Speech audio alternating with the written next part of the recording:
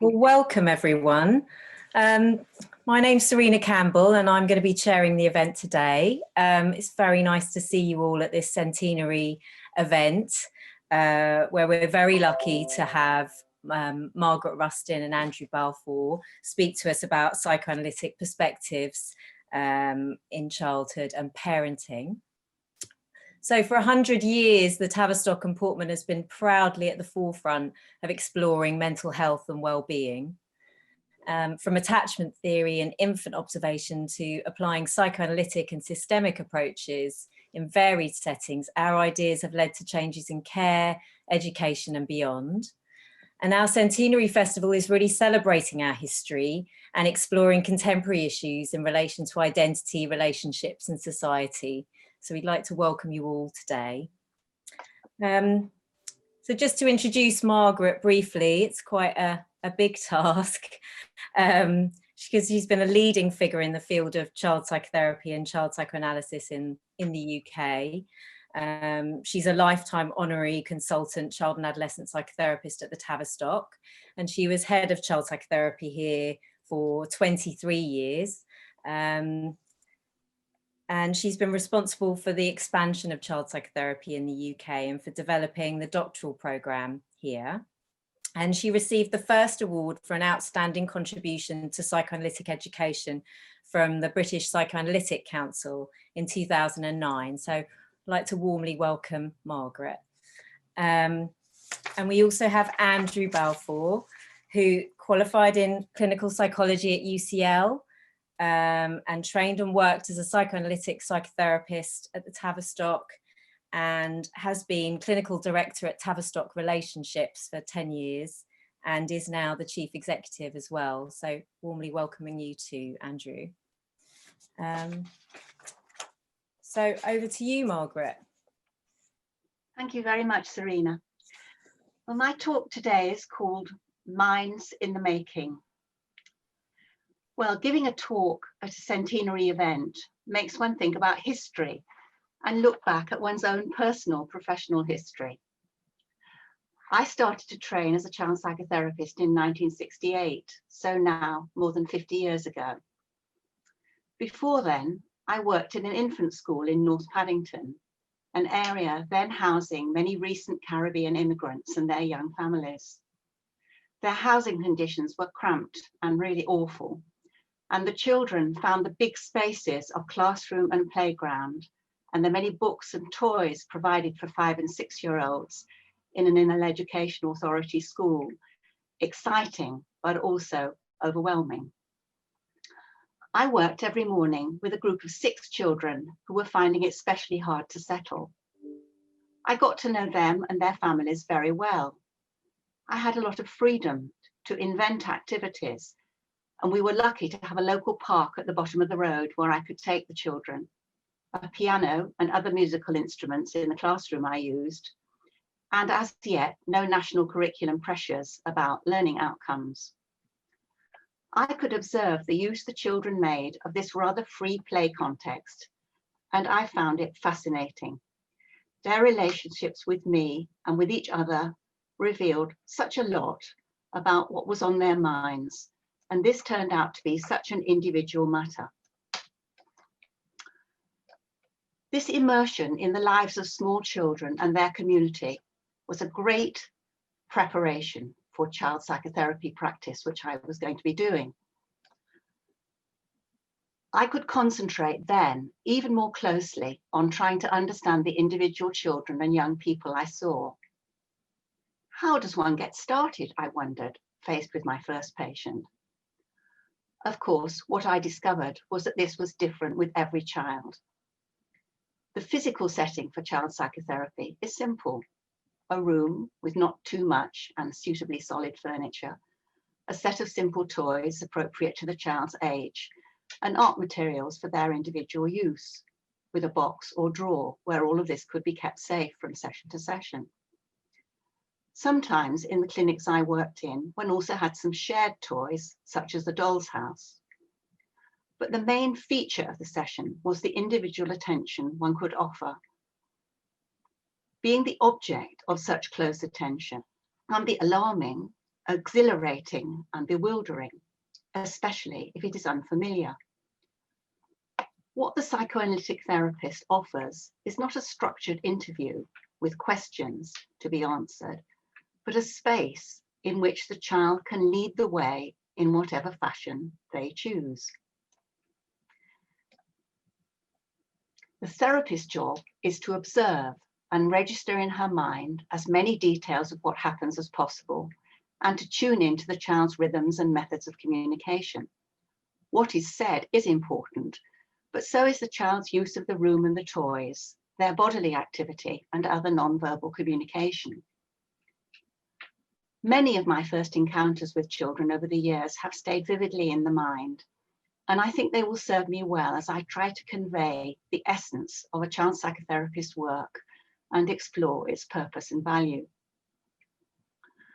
I'll start by describing a family consultation with two parents and their 2.5-year-old recently adopted son. He was very tiny for his age, which was my first shock. The couple were both very distressed by the impact of his arrival on them and on their older, previously adopted boy.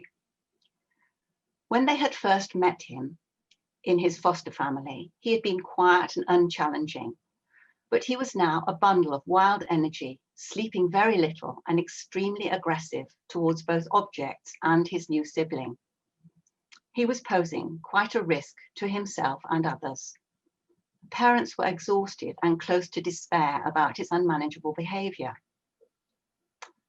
In my room, I saw almost immediately what they meant, as he fearlessly rushed around, climbing up onto the furniture and the windowsill, heading for the door, and so on. I talked to him while listening to the parents' account of life at home, simply describing what he was doing and helping his father, who was rushing round the room after him, to make sure he did not hurt himself. Mother sat looking sad and anxious, giving the impression of having little energy for anything. They told me that they had both become quite unwell in the last weeks, which was very different from their usual robust health.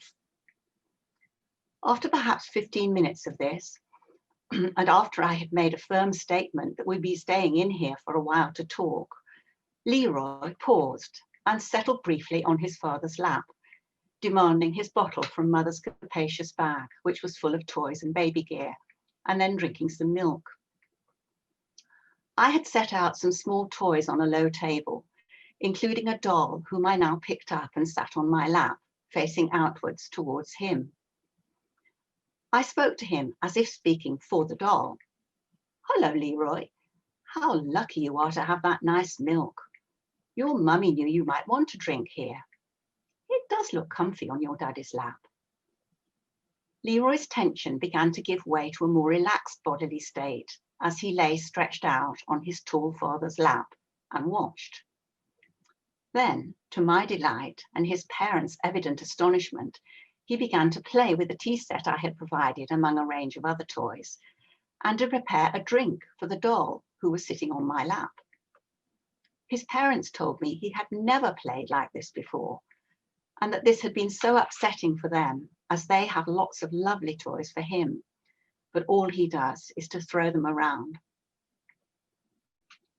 What made it possible for this to happen? I think what I had said to him gave him the feeling of being understood.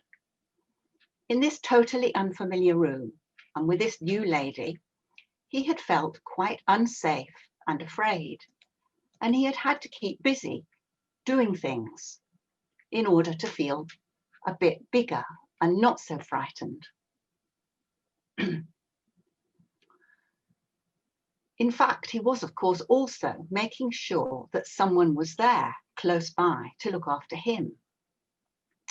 For his parents, the idea that there could be meaning in his wild and unpredictable behavior was a source of fresh hope. They began to see him again as a toddler who could be understood, rather than as a force threatening to break apart their family. And they began to feel themselves to be adults who could think about him. This matter of finding meaning in what at first appears meaningless was also central in my encounters with an 8-year-old boy, Peter. His rather elderly parents were touched and troubled by his social isolation at school and his strange, silent behavior at home. I saw exactly what they meant when I met him. His solid body was topped by a round, strangely blank face. He followed me obediently at my invitation and only sat down when I suggested that he do so. He then remained still and silent. After I had explained who I was, telling him that I had met his parents, who were worried that he was not really happy, and that Dr. X, who we already knew, thought that he might like to have someone to talk to. His eyes were fixed on my face as I talked, and what I felt was that there might be a voiceless appeal for me to do something which would help. After some more ordinary encouragement and comments about how difficult it might be to talk to someone he didn't yet know, I began to feel that his passivity was an expression of a baby-like helplessness, almost as if he felt he wanted me to pick him up, but didn't know how to show that. I tried to put into words that he might be wanting me to understand that there was not only an 8-year-old Peter here today, but also a much smaller Peter who needed me to understand without any words, just as babies need to be understood by their mothers before they can speak. This seemed to help him to relax a little. I then talked about the box of toys that I provided for him, and his eyes now turned to focus on it. I said that I knew that children often feel that talking can be difficult, but that playing can be nice. Tentatively, he picked out a pencil and began to write. To my amazement, he wrote very neatly many lines of continuous prose, which looked just like a school exercise. When I asked if I could read what he'd written, he passed it across the table in my direction. What I then saw was a page filled with well-formed letters in word and sentence shapes, but none of it spelt any actual word. What a dramatic representation this was of someone who feels that things do not make sense. He may look like an ordinary schoolboy, but he is not. In later sessions, when he had become able to talk to me a little, his way of expressing himself was extraordinarily idiosyncratic. For example, one day when I asked him what his thoughts were, after a very long pause, he simply said, "If I learn." This was indeed an exact description of his doubts about being able to think at all. Another similarly strange but moving utterance was when he told me, "Waiting is one of my sports." There was no irony in this. It was simply a true statement of how much waiting had become a major activity for him, waiting for life to begin. What I was making use of in responding to these two situations were activities which are quite central in a psychoanalytic approach to understanding children. The first is the importance of really close observation of the child's behavior. Leroy had darted all over the place with the agility of a little monkey and the forcefulness of a train going at speed. But his eyes were not only investigating my room, they were also busy making a surreptitious but careful note of what the grown-ups were doing. He could appear totally uninterested in anyone else, and his parents indeed were telling me that they had been thinking he must be autistic. But this was, I could see, by no means the case. Peter, by contrast, sat unnervingly still, hardly a muscle moving, with the intense grip of his eyes on my face the only evidence of what might matter to him. The second thing I had to do was to pay attention to the impact the children were having on me. What were they making me think and feel? This might give me a clue either as to what they were feeling themselves, for example, Leroy's fears in this unfamiliar place, or as to what they believed anyone else might feel about them. Did they expect or hope to be understood? It seemed to me that both these children were seeking a response which might make some sense out of their overwhelmingly confused feelings. This use of the therapist's emotional response as evidence of a child's unconscious preoccupations is what we mean in psychoanalytic discourse when we suggest that the countertransference can be a tool for understanding what is at issue. Our own feelings about a child are, of course, not always a reliable guide. We have to be cognizant of our own personal prejudices, preferences, and so on. But a disciplined attention to the feelings stirred in us in a session can nonetheless often provide vital information about what is going on within the child's mind. Well, we might assume that once a child can put their thoughts into words, understanding is going to be much easier. But this can be misleading, since while verbal communication is a great thing, words can be used in many different ways. One example of this was my experience in getting to know a 12-year-old adopted girl called Susan. She could, as they say, talk the hind legs off a donkey. But the flow of talk about school life and friends and her family seemed so shaped by the desire to leave no space for me to say a word that the real point seemed to be to force me to be quiet rather than to tell me anything of much significance. In fact, I gradually came to feel that she was testing out whether I would be able to go on being interested in her or would instead succumb to boredom. Would I notice that sometimes words were used to keep people out rather than to have a conversation? It was extremely interesting for me to learn, as her therapy went on, that it was when she started to become silent that there seemed to be something eloquent being conveyed in the room. After a holiday break, she returned to the sessions with almost nothing to say. In contrast to the numbing effect on me of her non-stop stream of words, these protracted silences, punctuated only by the anxious play of her fingers with each other and with her long hair, seemed to give me some clue as to her real feelings. For I found myself suddenly having all kinds of ideas about what this silent finger play might convey. I felt able to think about the meaning of her response to the loss of her therapy sessions in the recent break, which had, I think, stirred echoes of the many traumatic losses of her early years. We began at this point to have a very different sort of conversation about why she felt so out of tune with her family and so easily hurt and left out by her friends. I think my being able to sustain interest in who she really was played a part in her being able to become curious rather than defensive and beginning to be interested in understanding herself. I want today to give you a picture of the range of child psychotherapy practice. We work with children from babyhood through to young adulthood, and of course also their parents. So I'll now conclude with an example of my initial dialogue with an older adolescent. Max was a mixed-race boy from a complex background who came to see me when he was 16.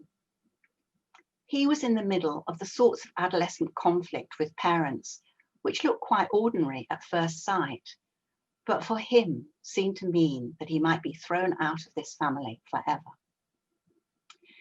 He also struggled with painfully acute sibling jealousy, and he was doing very badly at school despite being a highly intelligent boy.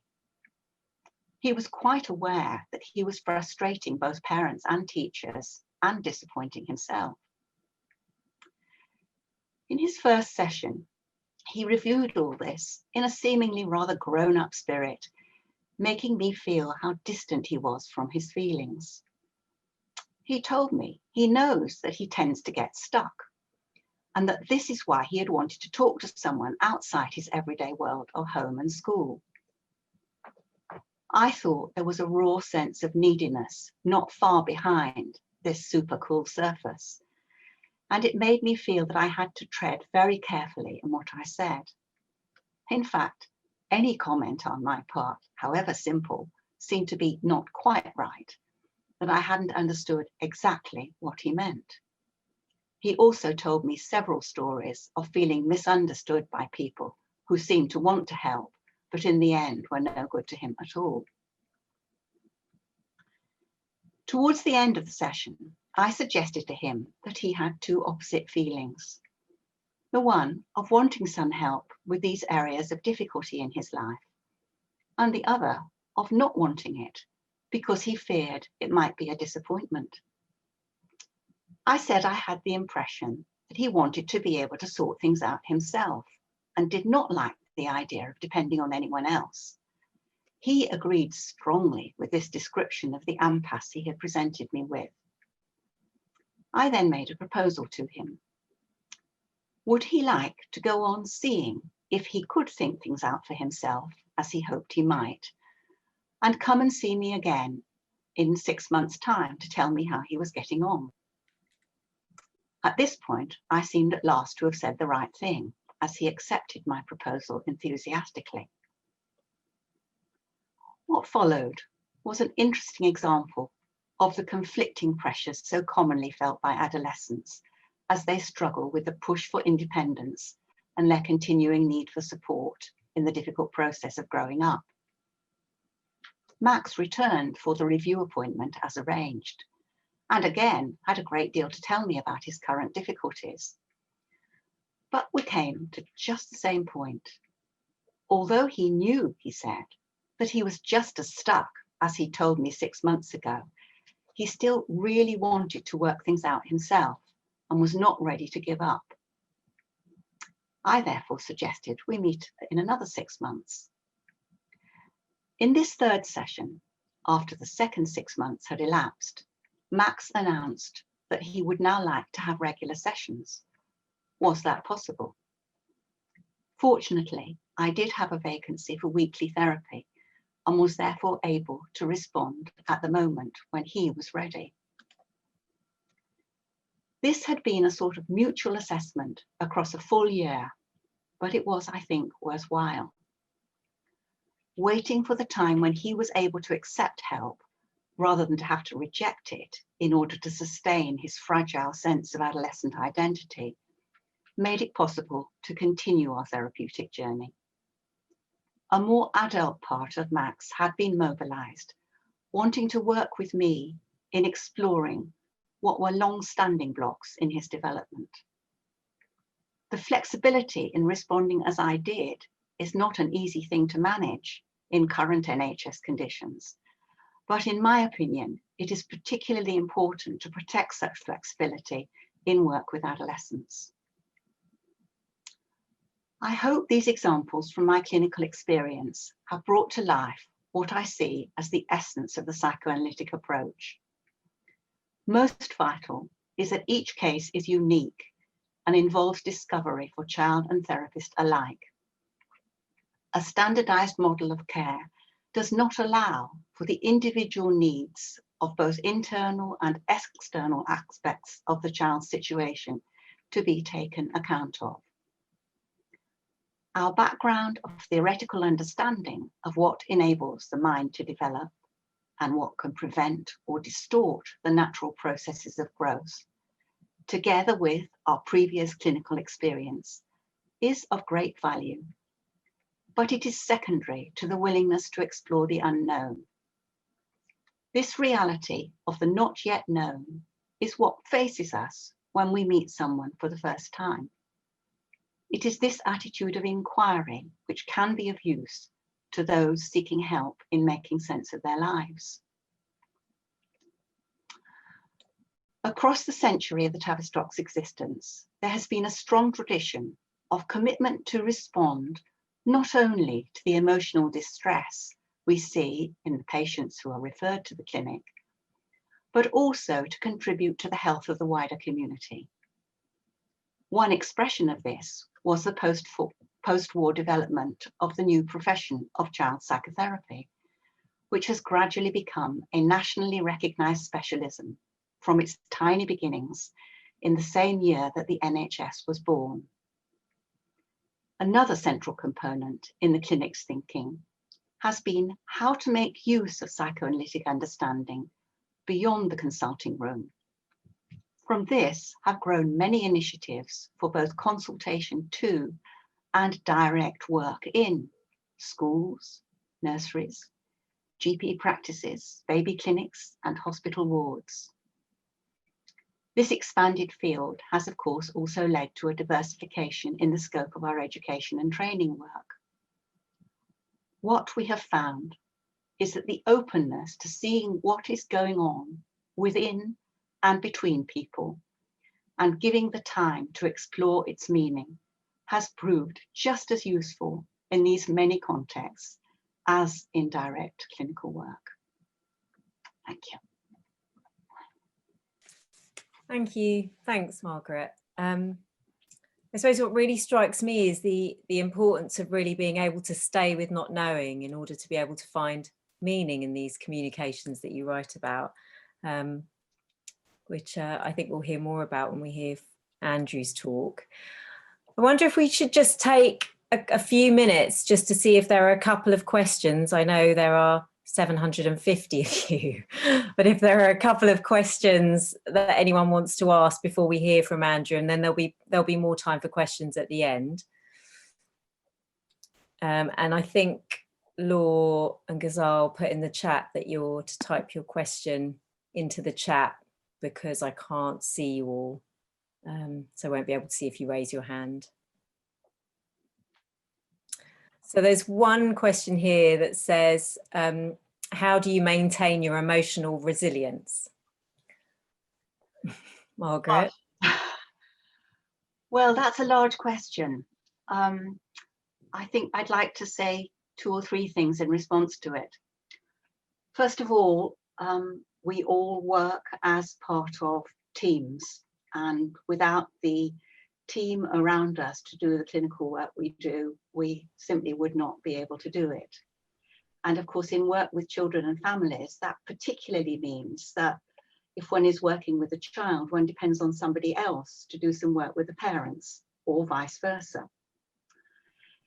Secondly, I've had the benefit of a very long and thorough training, which I felt equipped me to do the work that I spent a lifetime doing.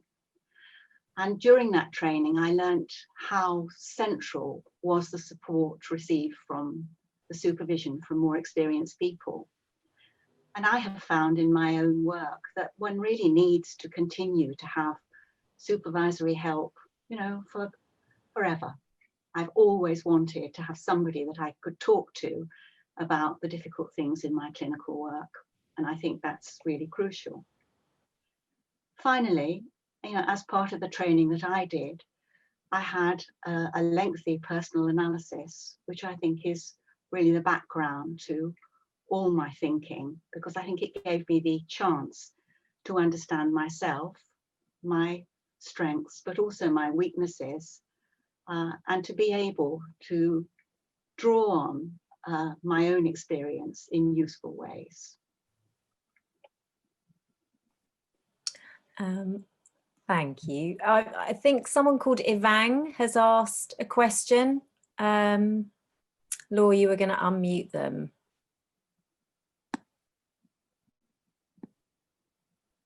Or I could ask the question on their behalf. They can unmute themselves at this point. Okay. So Ivang has asked.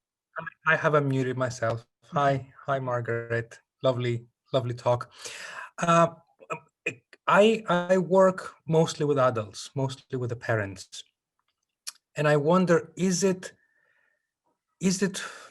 how effective can the work of a child psychotherapist be if the parents are not engaged themselves in a similar psychotherapeutic journey? Well, I would say that my experience over the years is that although it is much easier to work when the parents feel as if they are thinking about themselves alongside the work that the child is doing with oneself as a child psychotherapist. It is sometimes possible, even when that is not the case, to make quite a lot of progress. I think there are two sort of comments I'd like to add to that. One is that sometimes parents feel they can somehow give permission for a child to get some help, even though they feel quite reluctant to open anything up for themselves. And they can make a relationship with the child psychotherapist of some trust, feeling that, you know, something else is needed in addition to what the family provides. So I've certainly had, you know, some cases where I feel that's been a workable situation, where one keeps, you know, much lesser contact with the parents because there isn't somebody working with them so regularly, and perhaps one's only seeing them, you know, every few months, maybe once a term, to keep in touch about the child's development, but where one can feel that they can support a child in getting some help for themselves. The other point I'd like to make is that, and I think this is probably very much more obvious in work with adolescents, that a child can also be ready for something that the parents aren't ready for. And again, you know, without any permission or support at all from the parents, one would be in difficulties, except with older adolescents. But there can be a way in which what somebody's ready for at a given time doesn't always match. Sometimes one needs to do work with the parents before one can do anything with the child, and sometimes work with the parents can follow work with a child. It isn't always simultaneous. Thank you.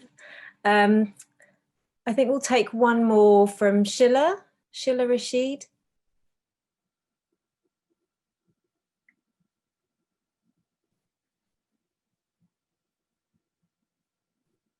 Is Shila there?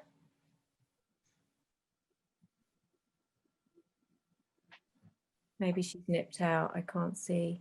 Okay, Sally Baker then.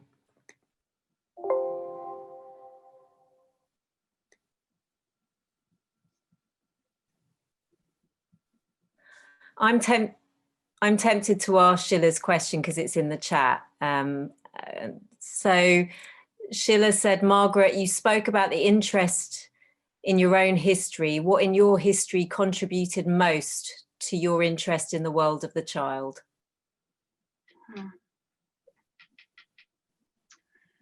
Gosh, what a challenging question that is.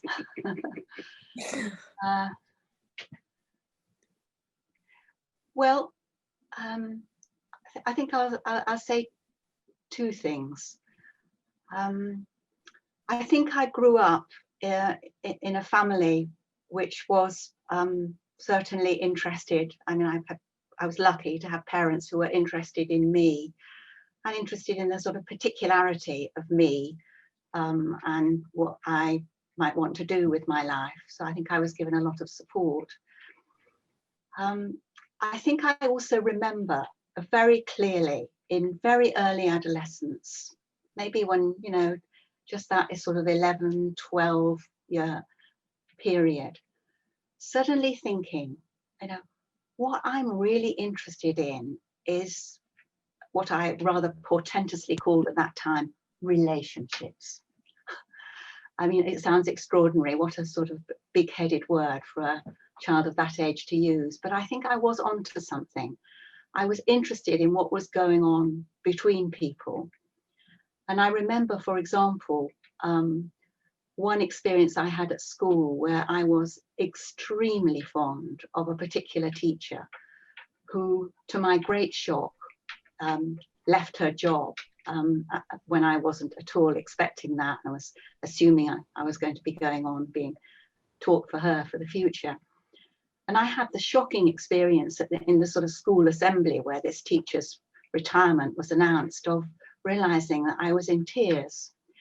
So I knew, you know, just how very deeply the losses of important people went. And I think that evoked also a very difficult time in my life when my grandparents had both died and my mother had been ill at the same time, which had been extremely difficult for me.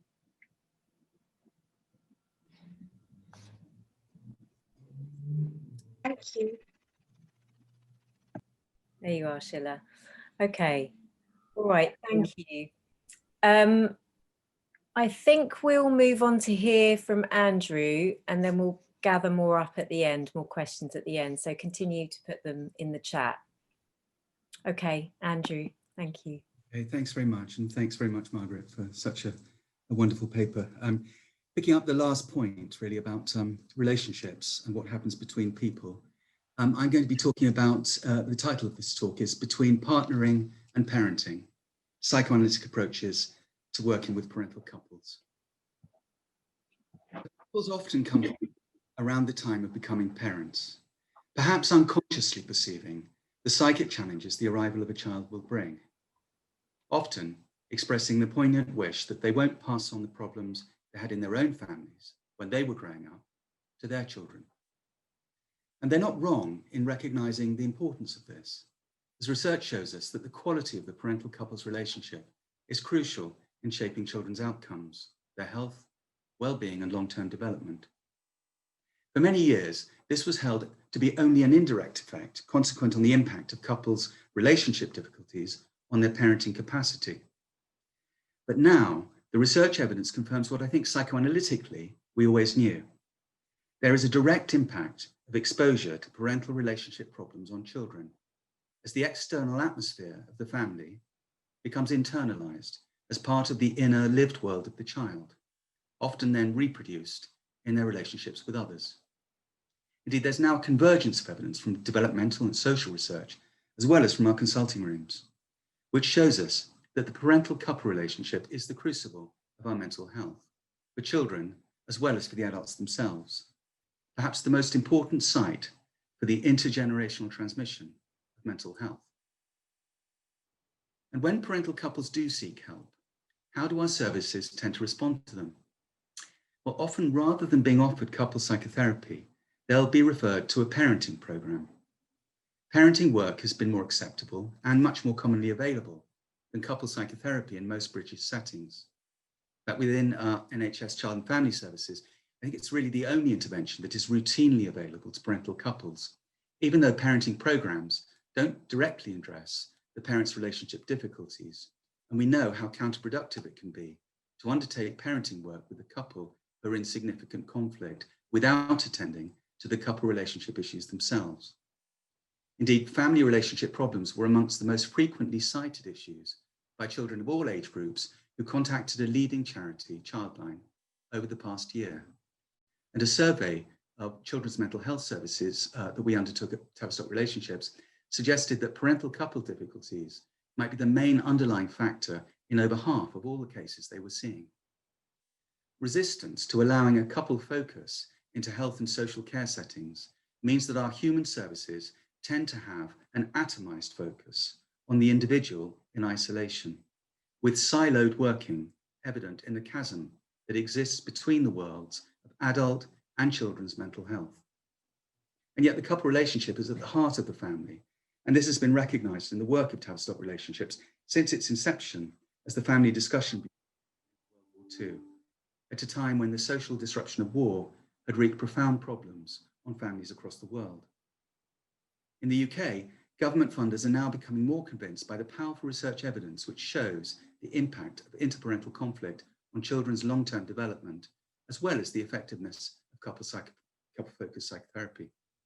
For example, longitudinal research shows that the quality of the couple relationship is a crucial indicator of how well the couple will function as parents, and also highlights the superior beneficial effect of couple intervention compared to only parenting-focused work in improving both couple and child outcomes.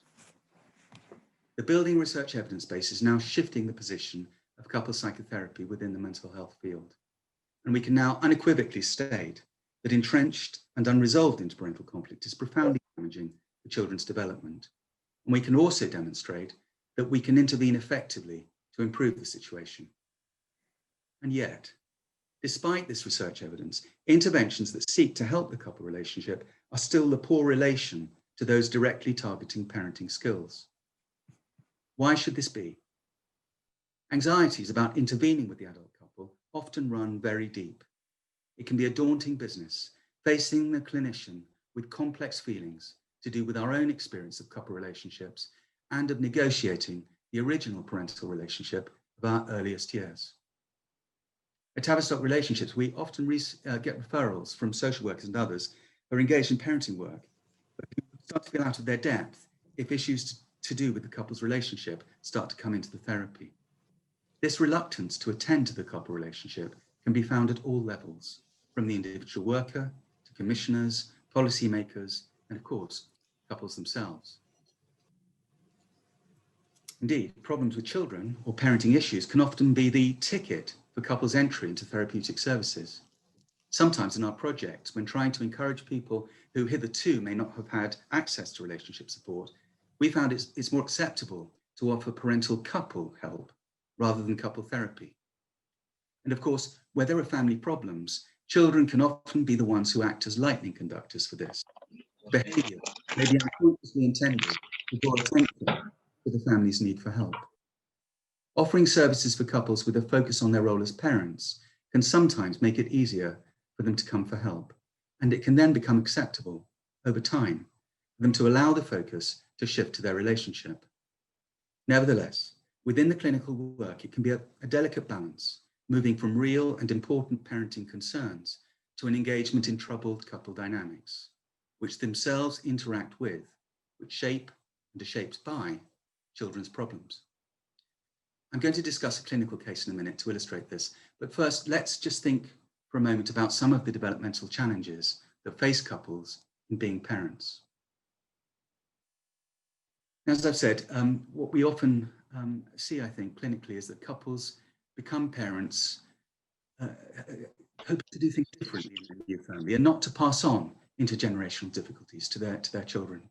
Yet as a consequence of the challenges of parenthood, they may find themselves repeating some version of the past, even in their very efforts to avoid it. Although, of course, becoming parents for the first time is to journey into a new world, the couple are faced with something that, in a sense, is not new. Becoming parents faces all couples with fundamental developmental challenges of moving from 2 to 3. The Oedipus situation of a parental couple and a child has lived inside them in various guises at different developmental points throughout their lives. As they step across the generational divide to become parents themselves, it is now realized in a new form. How this developmental challenge is negotiated will depend on the internal legacy of earlier times and on the extent to which the original Oedipus situation of infancy has been worked through. Writing more than 100 years ago in his novel The Rainbow, D.H. Lawrence describes a young child's reaction to her mother's relationship with her new husband, now the child, Anna's stepfather. Whilst the situation of a mother's new relationship may bring particular challenges, this description evokes the painful difficulty of the Oedipus situation that we all know from our personal experience. And I'll just read a little bit of this. Anna wriggled close into her mother's arms, clinging tight, hiding from the fact of the man. "Go away," came the sharp little command. "You can't send your father from his own bed, my little bird," said her mother, pleasantly. The child glowered at him, miserable in her impotence. "There's room for you as well," he said. "It's a big bed, enough." She glowered without answering, then turned and clung to her mother. She would not allow it. "Why do you sleep with my mother? My mother sleeps with me," her voice quivering. Her mother said, "I must have a husband, darling. All women must have a husband." "And you like to have a father with your mother, don't you?" he said. Anna glowered at him. She seemed to cogitate. "No," she cried fiercely at length. "No, I don't want." Although, of course, it's never for any of us resolved in any final sense, working through the Oedipus situation under optimal conditions entails, as Britton puts it, the acknowledgement by the child of the parent's relationship with each other, which unites his psychic world. Establishing, that is, the ability to know about a relationship that one is linked to, but which exists separately to the self. Britton writes, if the link between the parents can be tolerated in the child's mind, it provides him with a prototype for an object relationship of a third kind, in which he's a witness and not a participant. The third position then comes into existence from which object relationships can be observed. Given this, we can also envisage being observed. I think the idea here is that this developmental achievement brings the emotional maturity to be able to inhabit a relationship and also to be able to move psychically to a vantage point from which one can observe this relationship and one's place within it. This is a significant developmental shift, enabling the emotional flexibility to view one's relationship from different perspectives, to be able to make mental movements within triangular psychic space. Without this developmental achievement, the individual may inhabit a more binary psychic space, often linked with claustrophobic anxieties in relationships, fears, for example, of being suffocated or swallowed up in intimate contact, or else left out and abandoned. And I think this state of mind is perhaps almost the antithesis of what Margaret was describing, of a state of mind where there can be a curiosity and openness, a toleration of not knowing the other, but a wish to find out, which of course, in a sense, is often so in the couples that we see clinically. What's the significance of different... Sorry, Andrew, could I just interrupt for a minute? Could everyone just make sure they're muted? Because some people are struggling to hear you, Andrew. Okay. And I think there's some background noise. Okay. Thanks. All right. Can you hear me? Am I talking loudly enough? The mic's okay, is it? Yeah. That's good. Okay. So then, what's the significance of difficulties in this area of development for a couple who are becoming parents?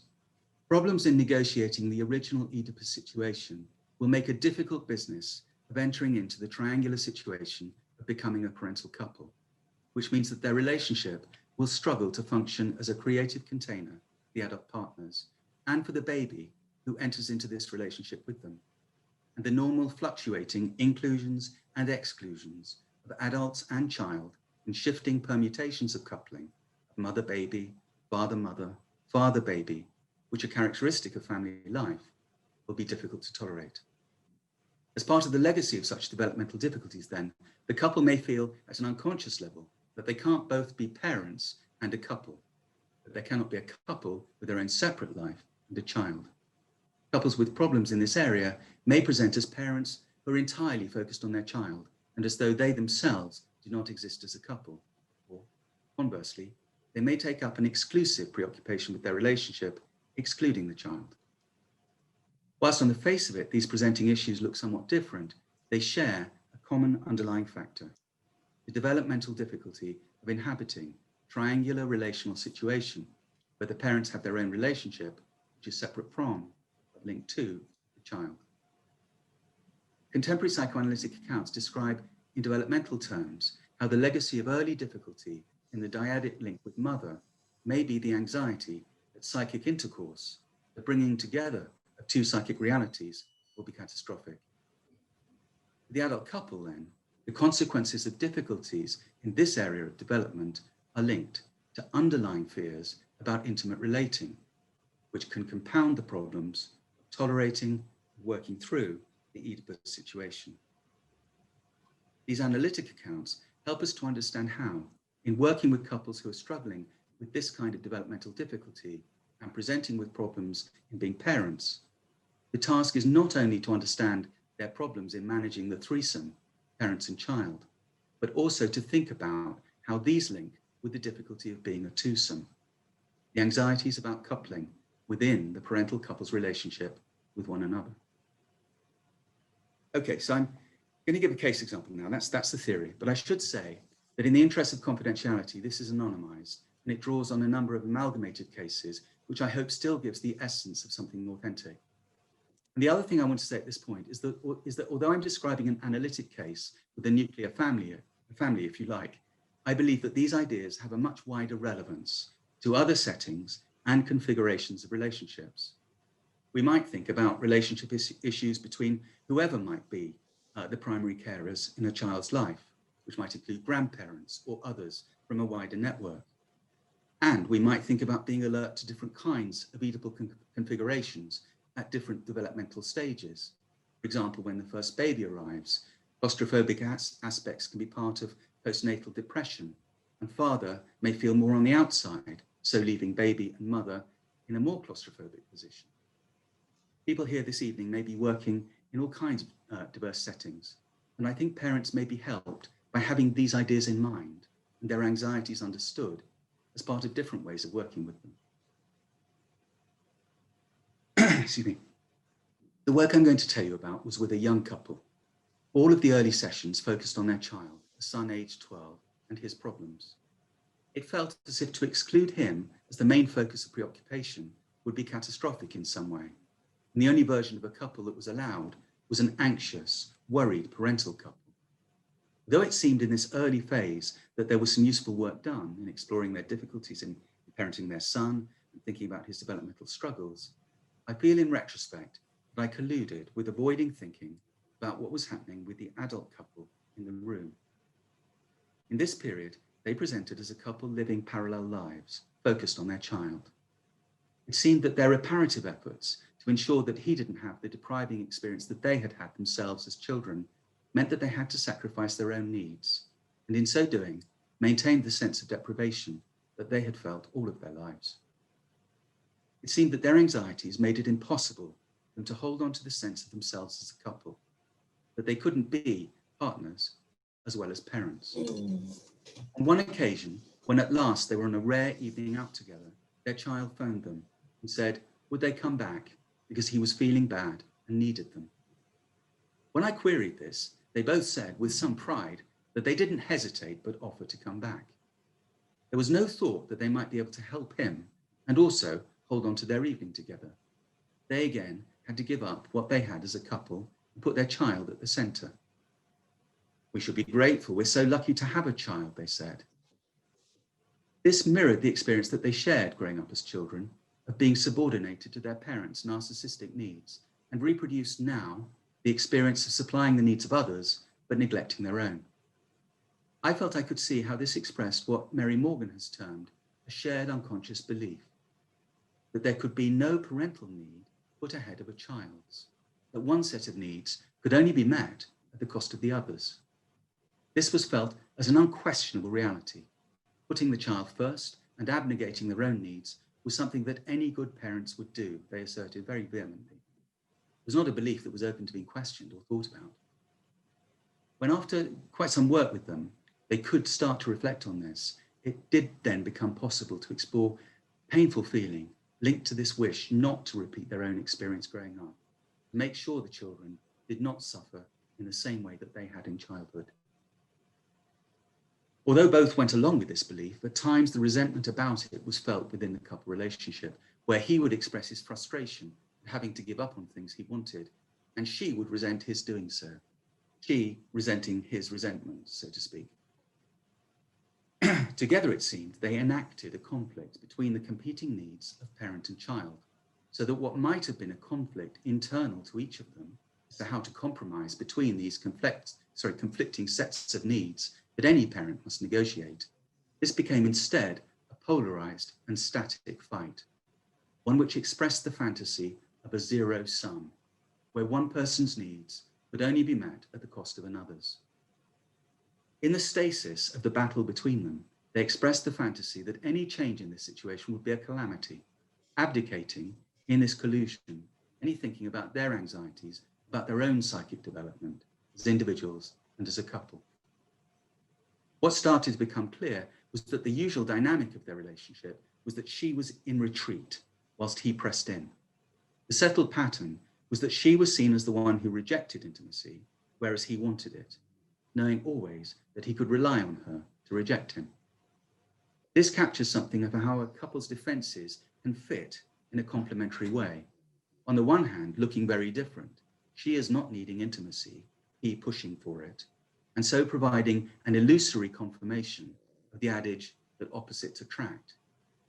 And yet, as I came to understand it, these apparently different positions express their mutually reinforcing ways of managing the same underlying psychic situation, linked to their shared fantasies about the dangers of intimacy which they enacted within the sessions, playing out together the situation of a retreat from emotional contact in the face of an intrusive object.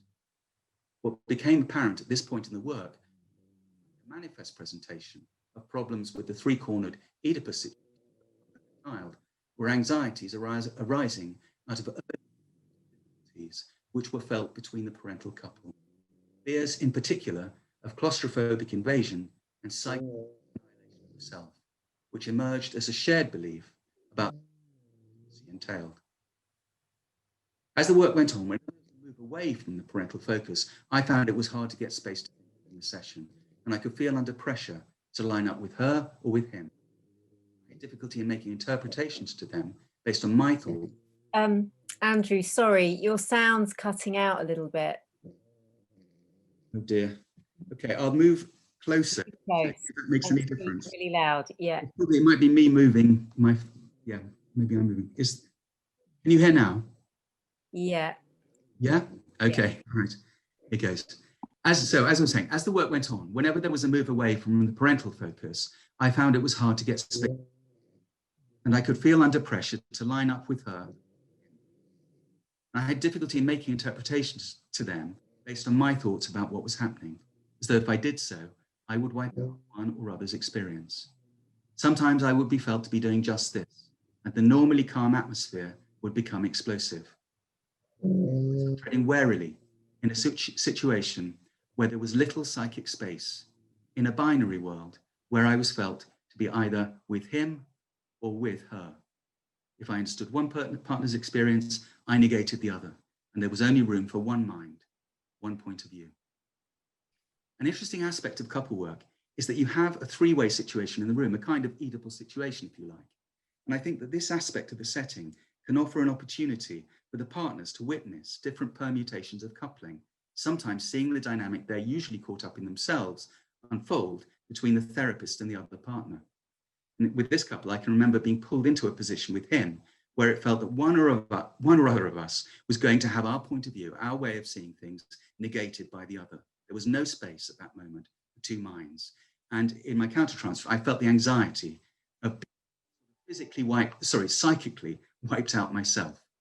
At the same time, she was on the outside of this coupling between him and me, and she seemed to be able to observe and think about what was happening, recognizing the familiar dynamic that she was used to inhabiting with him, now taking place in front of her, but without her at the center of the action. And this seemed to enable her to find a perspective, a way of thinking about it, this familiar dynamic that normally they were just in together. So moving on in the work, as these anxieties in the relationship between the partners began to be understood and worked through, the Oedipal couple came into view more clearly, expressed in unconscious fantasies, which were initially emblematic of early, primitive versions of the Oedipus situation. For example, on one occasion, they told me about a row where he had felt overwhelmed with terrible feeling, unable to think, excluded, and on the outside of the couple of his wife and son. They had gone out in the car, the three of them, with his feeling taken over by a sense of betrayal, of being on the outside of what he saw as their twosome. And for a while, he had been unable to find a way back in. However, he said that although he had been furious with her that evening, he had struggled in himself to think about it and had not been entirely taken over by these feelings. In the session, he thought about this and then added that he could see that often when she did try to get involved alongside him in parenting their son, he felt he had to intervene to keep her out. He feared if she joined him in this, it would make things worse. Things might go horribly wrong. I took this up and was curious about what the catastrophe was that he feared. Their son might feel ganged up on, isolated and alone, he said.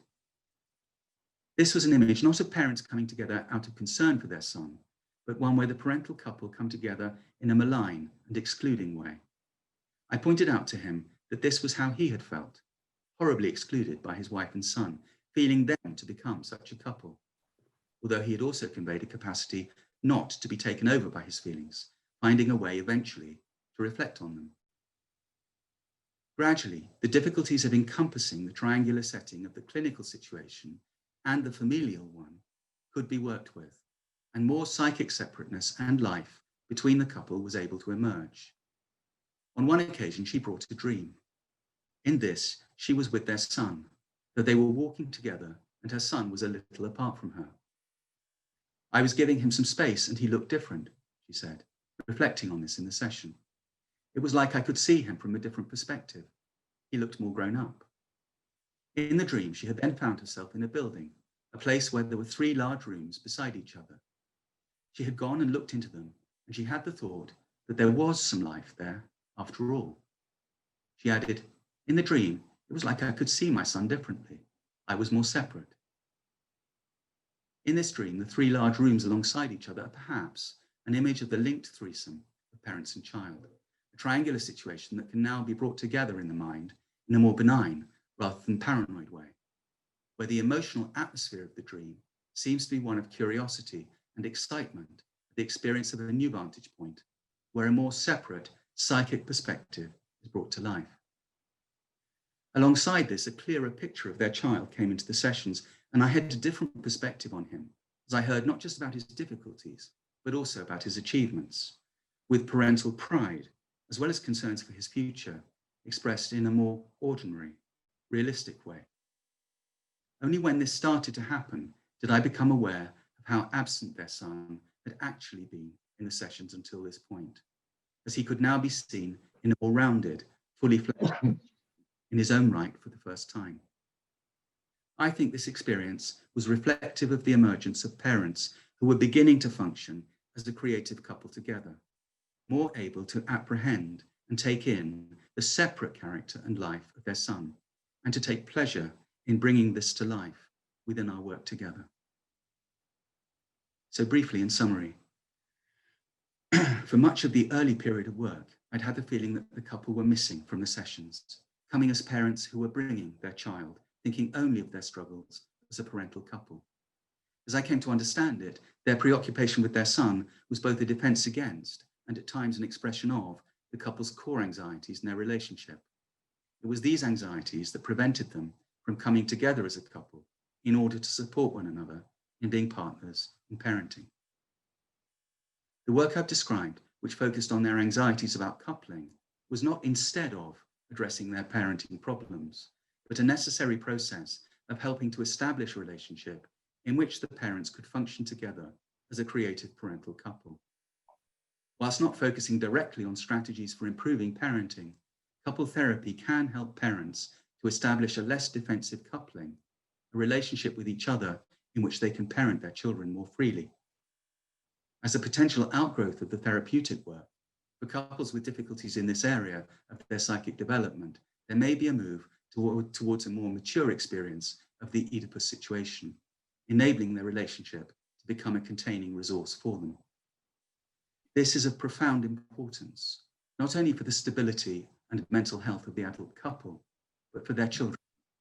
And it's the significance of this for the psychic development of the child that D.H. Lawrence describes in this second quotation from his novel, The Rainbow, where the emotional situation for the young girl, Anna, whom we met briefly earlier, has now changed as the parental couple relationship has developed.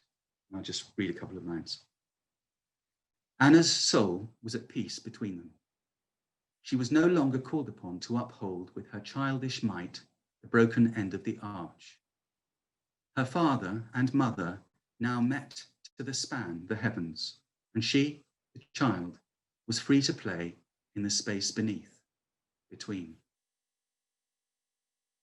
This is a beautiful image of the child finding a place of freedom within the protective triangular space of the parental couple's relationship, so that she, the next generation, may grow emotionally and develop creative relationships of her own in times to come.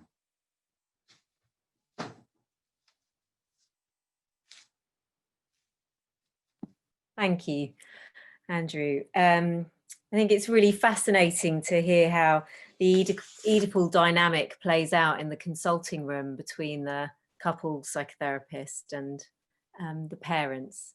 Really, you explain that really vividly, and we've already got quite a few questions in the chat. So we've got about 20 minutes. So let's see how far we get. So first of all, maybe Lynn Glover, do you want to ask your question?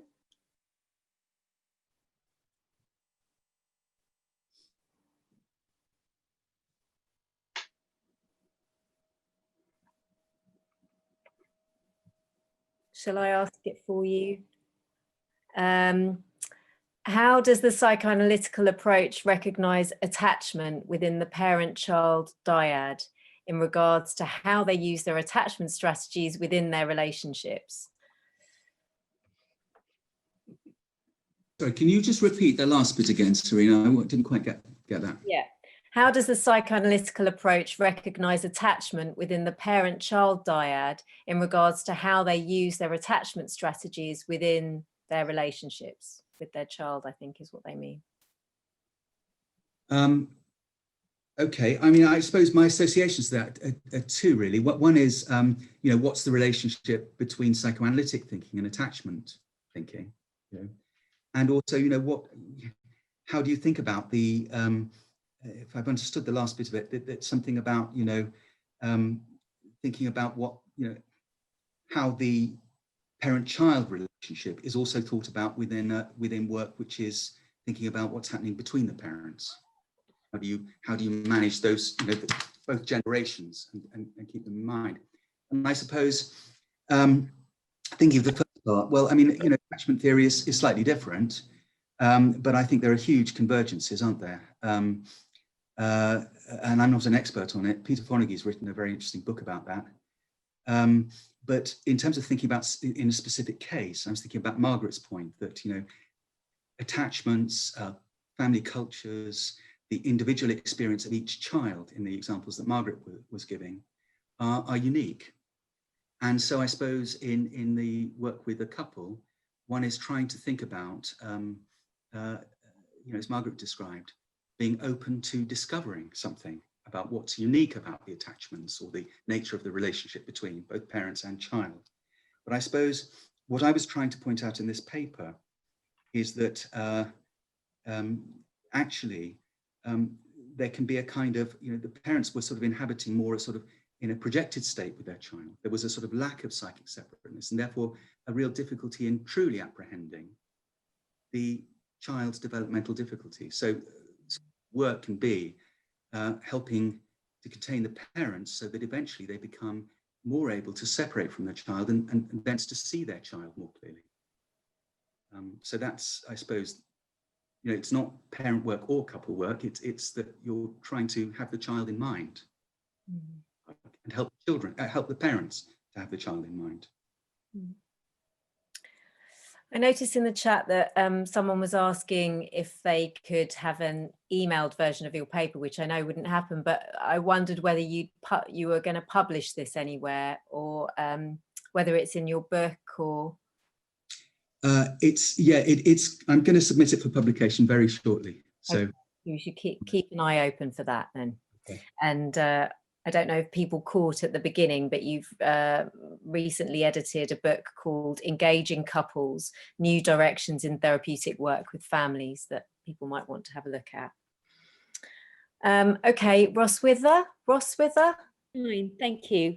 Yeah, so thank you very much, Margaret and Andrew. A couple of questions to Andrew, so answer what you can. I just question parents attempting to do things differently. Is that always the case? Or, you know, what about those of us who, you know, attempt to reproduce some of what we've experienced because it was good enough for us? And then I also just began wondering, could you have a triangular relationship between a single parent and a first child and then a subsequent sibling? Yes, I mean, well, let's take the last bit first. Absolutely, this is not meaning to imply that the only configurations are, you know, the nuclear couple and the child. Of course, yeah. Yeah.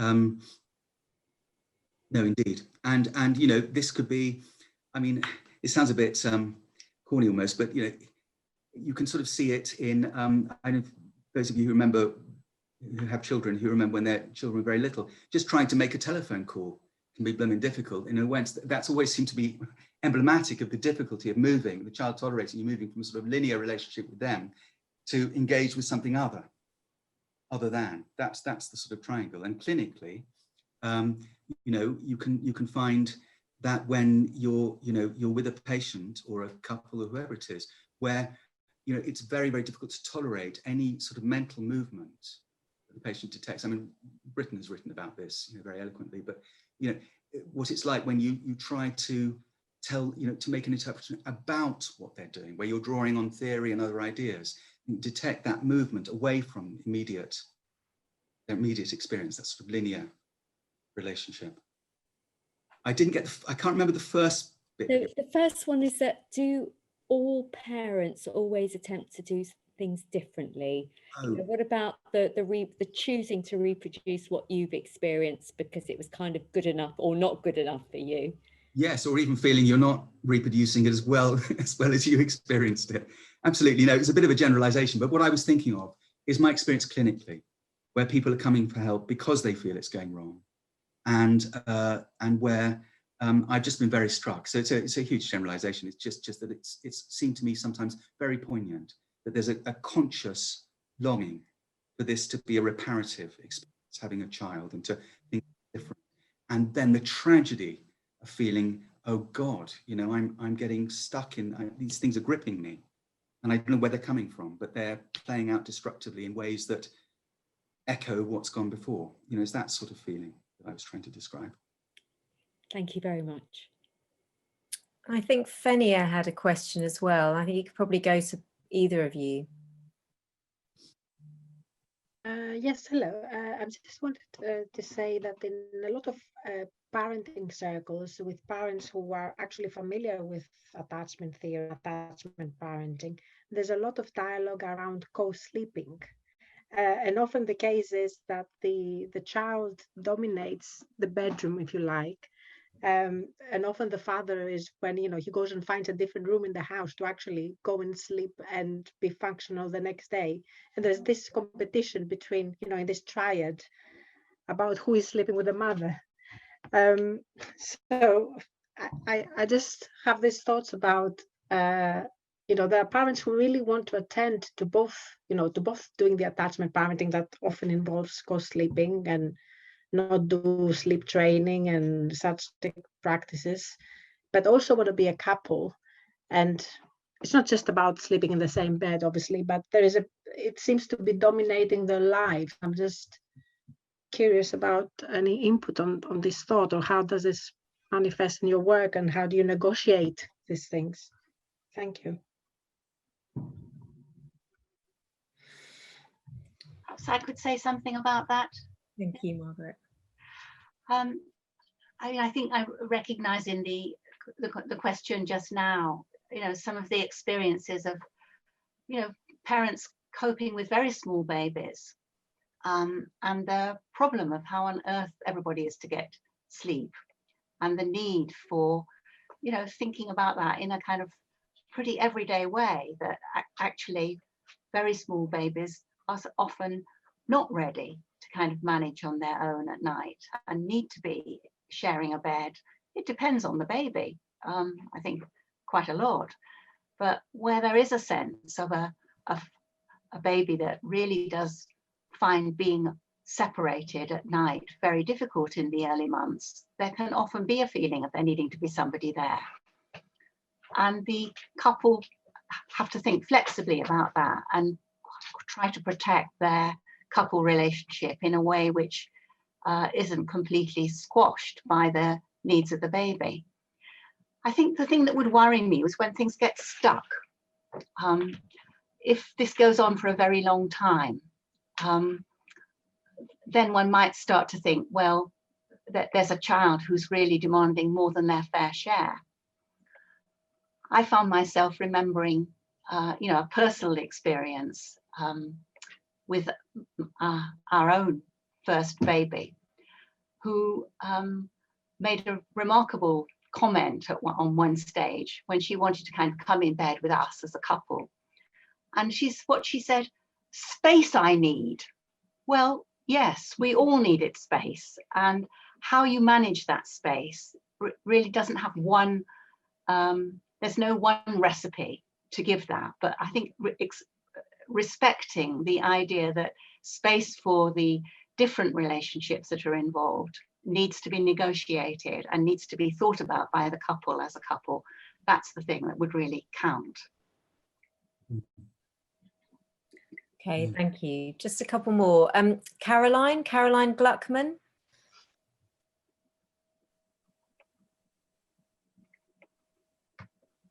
Oh, hi. I didn't, was it the question? I was just asking how, if either of the speakers had any comments. We're all absolutely having to pay attention to the outside world more than ever at the moment because of this virus situation. I just wondered if either wanted to make any comments about that and how they feel that's impinging on the work.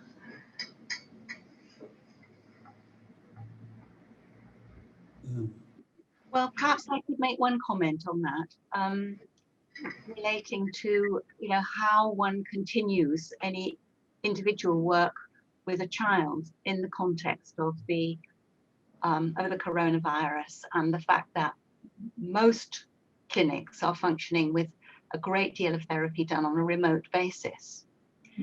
This does change the relationship, not only between the child and the therapist in you know, very, very obvious ways, but also between the therapist and the child's parents. Because in order for there to be, you know, a computer arrangement or a mobile phone which has got a video link on it, we need the parents of our child patient to become our partner in setting it up, and to provide a private space in a home, which may be extremely difficult to provide, given that there are other children or other things going on at home. So I think that a huge number of new questions have been thrown at us in terms of how to sustain something which feels as if it has some continuity with what we might have been able to provide in a clinic context, and enough continuity to be worthwhile, but also to be realistic about what is and isn't possible when a child is in touch with a parent, with a therapist from a home context. It is quite different, and pretending it's the same would be a great mistake. There have been some questions about whether it's being recorded. It is being recorded, and I think it will become available somewhere at some point. Laura will put it in the chat. Roselli, did you want to ask your question? Hi, thank you very much for the great talk. I want to ask a question. If you have any thoughts about couples of the same sex that chose to have a biological children? Yes. Well, I mean, in terms of the dynamics I've described, you know, this you know, is relevant for all couples and all permutations, same-sex couples or grandparents and children, or, you know, there are many permutations. And I should say also, you know, that, you know, within our projects at Tavistock Relationships, we work with separated couples with, you know, parent might pitch up and there may be no obvious clear partner at the beginning that they want to work with, but there may be conflict within some relationships that are part of the sort of parenting arrangements for the child. You know, of course, it's a question of sort of exploring what's unique to each couple or each configuration of coupling.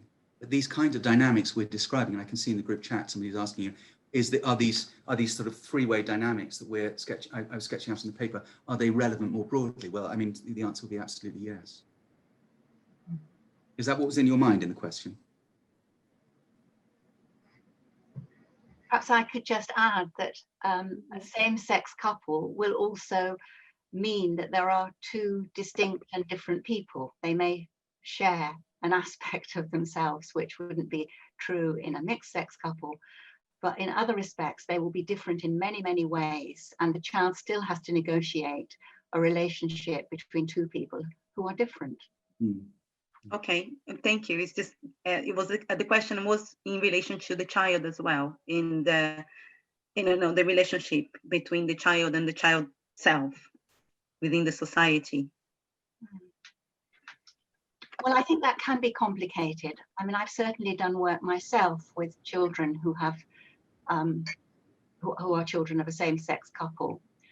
And one of the things that they often find quite difficult is the way in which they manage that in their relationships with their peers. There is sometimes some really painful bullying, you know, why have you got two mothers, or why have you got two fathers, this kind of thing. And I think the child needs a lot of help from their parents to cope with things which they are going to come up against in the wider society. Yeah. Okay. Miguel Massa.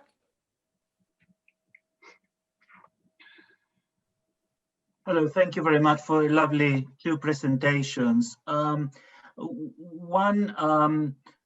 phenomena that is happening as a result of COVID when we work in the public sector is a lot of warnings regarding domestic violence increasing.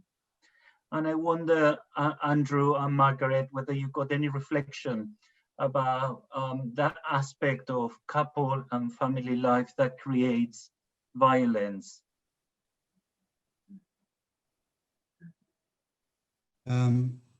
Well, I think it's certainly true that, I mean, this links back, doesn't it, to, well, a theme, I think, that's surrounding this, you know, the importance of external social context, whereas, you know, as Margaret was describing of the child of same-sex parents or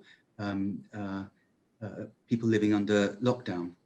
And of course, in this latter situation, we're all going through that too. I think there's you know, that gives another dimension that, you know, we're the kind of dislocation in the contact that Margaret, you described in terms of working with children, you know, in a different way is felt in any kind of therapeutic encounter where we don't have that personal contact anymore. It's mediated by the screen. And we're all living all our lives like that, which does, I think, mean this sort of gap, you know, it does put, I think, particular pressure on us as workers, as clinicians, where we're all, as a, you know, as a country, going through versions of this experience. And in terms of domestic violence, I think, yeah, we've certainly seen in our clinical service an increase in the disturbance generally in couples, and I think, you know, there is evidence of more domestic violence. I mean, I think some of this, you asked, I think, what can be the kind of triggers? Well, I think the kind of claustrophobic anxieties that I was describing are, of course, likely to be amplified by the claustrophobia of the situation that we're all in. Yeah. And there's just less space for people to get that physical distance, which allows a psychic distance as well, and some space. And so the danger of people acting out, particularly when they feel intruded on, that there's no escape, is amplified. You know, I think that it can be quite contentious, this whole business of working in the area of domestic violence with couples. And there are different typologies of domestic violence that can tend to get sort of elucidated, and difference between a kind of reactive episodes of violence, difference between that and something that's more sort of chronically part of the relationship. A sort of more coercive control type violence. We tend to avoid the latter and to think that it's better not to work with the couple together, but under the right conditions, with a lot of you know, careful assessment, we do find that you can work meaningfully and helpfully in couples where there is that kind of presentation. Probably it was very upsetting for many of us to read in the paper today that there is evidence that the level of injury to babies has gone up substantially during the pandemic. Mm-hmm. And I don't sadly think this is surprising, because people do feel trapped at home with something that they cannot get help for. And when these feelings become explosive, they are expressed physically when there's nowhere else to put them. Mm-hmm. People who are lucky enough to have gardens, you know, are really helped, because a child, I was thinking about a child I heard about this week who, when they were feeling actually very paranoid about what was going on in their home, was able to go into the garden and at least get away from it. But a lot of people can't get away, and are really stuck very, very close to something unbearable. And I do think we are going to see some of the consequences of that for quite some time to come. Okay, I think we'll just take one more and then we'll draw things to a close. Nikos?